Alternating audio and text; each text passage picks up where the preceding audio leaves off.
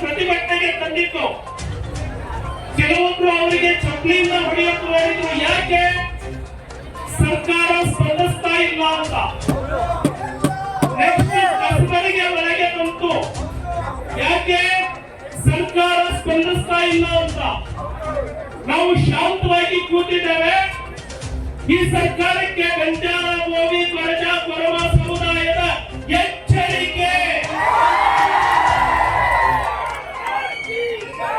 ಸರ್ಕಾರದ ಮುಖ್ಯ ಕಾರ್ಯದರ್ಶಿಗಳಿಗೆ, ಡಿಜಿ ಅಂಡ್ ಐಜಿಪಿ ಅವರಿಗೆ, ಎಡಿಜಿಪಿ ಇಂಟೆಲಿಜೆನ್ಸ್ ಅವರಿಗೆ, ಮುಖ್ಯಮಂತ್ರಿಯ ಕಾರ್ಯಾಲಯಕ್ಕೆ ನಾವು ಇಲ್ಲಿಂದ ಸೂಚನೆಯನ್ನ ಕೊಡ್ತಾ ಇದ್ದೇವೆ. ನಿಮ್ಮ ಸರ್ಕಾರದ ವತಿಯಿಂದ ಒಂದು ಮನವಿಯನ್ನ ಒಳ ಮೀಸಲಾತಿ ಜಾರಿ ಮಾಡ್ತೀವಿ ಅಂತೇಳಿ ಕ್ಯಾಬಿನೆಟ್ ಇಟ್ಟಾಗ ಲಂಬಾಣಿ ಗೋವಿ ಸಮಾಜದ ಶಾಸಕರು ನಾವೆಲ್ಲರೂ ಕೂಡ ಜೊತೆಗೂಡಿ ನಾಳೆ ಸಮಾಜದಲ್ಲಿ ಅನ್ಯಾಯ ಆಗಬಾರ್ದಂತೇಳಿ ಮುಂಚಿತವಾಗಿ ನಾವು ಮುಖ್ಯಮಂತ್ರಿಗಳಿಗೆ ಕಂಡು ಬಂದಿದ್ವಿ. ಮುಖ್ಯಮಂತ್ರಿ ಅವರಿಗೆ ಮನವರಿಕೆ ಆದ ರೀತಿಯಿಂದ ನಾವು ಹೇಳಿ, ಮುಖ್ಯಮಂತ್ರಿ ಸಾಹೇಬ್ರೆ, ಈ ಹಿಂದೆ ಒಳ ಮೀಸಲಾತಿಗೆ ಜಾರಿ ಮಾಡಬೇಕು. ಒಳ ಮೀಸಲಾತಿಯಲ್ಲಿ ಲಂಬಾಣಿ ಗೋವಿ ಕೊಡುವ ಕೋರ್ಸಕ್ಕೆ 40%, ಉಳಿದ 59 ಜಾತಿಗೆ 1% ಅಂತೇಳಿ ಮಾಡಿದಾಗಲೇ ಲಂಬಾಣಿ ಗೋವಿ ಕೊಡುವ ಕೋರ್ಸದ ಕಾಲದಲ್ಲಿ ನಮ್ಮ ಪಕ್ಷದ ರಾಜ್ಯ ನಾವು ನೌಕರಿಯಲ್ಲಿ, ಭೂಮಿಯಲ್ಲಿ, ಸಮಾಜದಲ್ಲಿ, ಶಿಕ್ಷಣದಲ್ಲಿ ಎಲ್ಲಿದ್ದೀವಿ ಅಂತೇಳಿ ನಾವು ಟೀಕ್ ಮಾಡಿದಾಗ ಯಾವ ಒಂದು ಕೆಟಗರಿಯಲ್ಲಿ ನಾವು ಮುಂದೆ ಇದ್ದಿದ್ದಿಲ್ಲ. ಆ ರಿಪೋರ್ಟ್ ನಮ್ಮ ಹತ್ರ ಇದೆ, ತಾವೆಲ್ಲರೂ ಕೂಡ ನೋಡಿದ್ವಿ. ಅದನ್ನು ಕೂಡ ಮುಖ್ಯಮಂತ್ರಿಗಳು ಮಾಡಿದ್ವಿ. ನಮ್ಮ ಸಮಾಜ ಯಾವುದರಲ್ಲಿ ಕೂಡ ಯಾವ ನೌಕರಿಯಲ್ಲಿಲ್ಲ, ಶಿಕ್ಷಣದಲ್ಲಿಲ್ಲ, ಸಮಾಜ ಮತ್ತು ಆರ್ಥಿಕವಾಗಿ ಎಲ್ಲಿ ಕೂಡ ನಾವು ಮುಂದೆ ಇಲ್ಲ.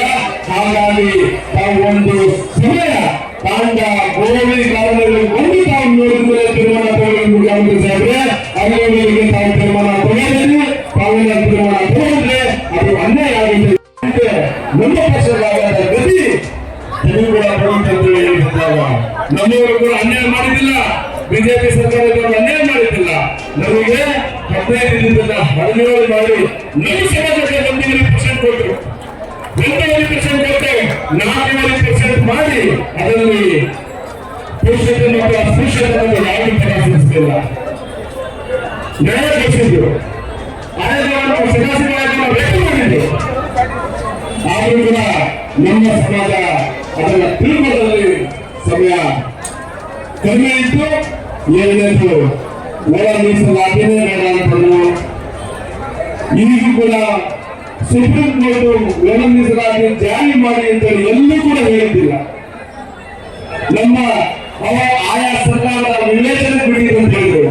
ಹಾಗಾಗಿ ಒಂದು ಒಳ ಮೀಸಲಾತಿ ತರಬೇಡಿ, ತರದಿತ್ತಂತಂದ್ರೆ ಈ ಹಿಂದೆ ಬಿಜೆಪಿ ಸರ್ಕಾರದ ಏನು ನೀತಿ ನಡೆಸಿದ್ರು ಅದಕ್ಕಿಂತ ಅಧಿಕ ಮಾಡಿ ಅಂತ ಹೇಳಿ ನಾವು ಹೇಳಿದ್ರು ಕೂಡ ಇವತ್ತು ಕಾಂಗ್ರೆಸ್ ಸರ್ಕಾರ ಅವರು ಗೊತ್ತಿಲ್ಲ ಯಾಕೆ ಒತ್ತಡಗೊಂಡು ಯಾರು ಒತ್ತಡಗೊಂಡು ಅವರಿಗೆ ತೀರ್ಮಾನ ತಗೊಂಡು ಈ 4 ಜಾತಿ ಜೊತೆಯಲ್ಲಿ ಸುಮಾರು 59 ಕೆರೆಗಾದರು ಸಿರಿಗಾದರು ಕ್ಷೇತ್ರದಲ್ಲಿ ತಾಲೂಕಲ್ಲಿ ನಾನು ಗೊತ್ತಾಗುವ ಪರಿಸ್ಥಿತಿ ಈಗೂ ಕೂಡ ಚಿಂದಿ ಆಗಿಕೊಂಡು ಅಲ್ಲಿ ಜೀವನ ಮಾಡ್ತಾರೆ. ಅವರನ್ನು ಕೂಡ ಸೇರಿಸಿದ್ದೀರಿ. ಇದು ಘೋರ ಅನ್ಯಾಯ. ಇದರ ಪರಿಣಾಮ ನಿಮಗೆ ಸಿಗುತ್ತೆ.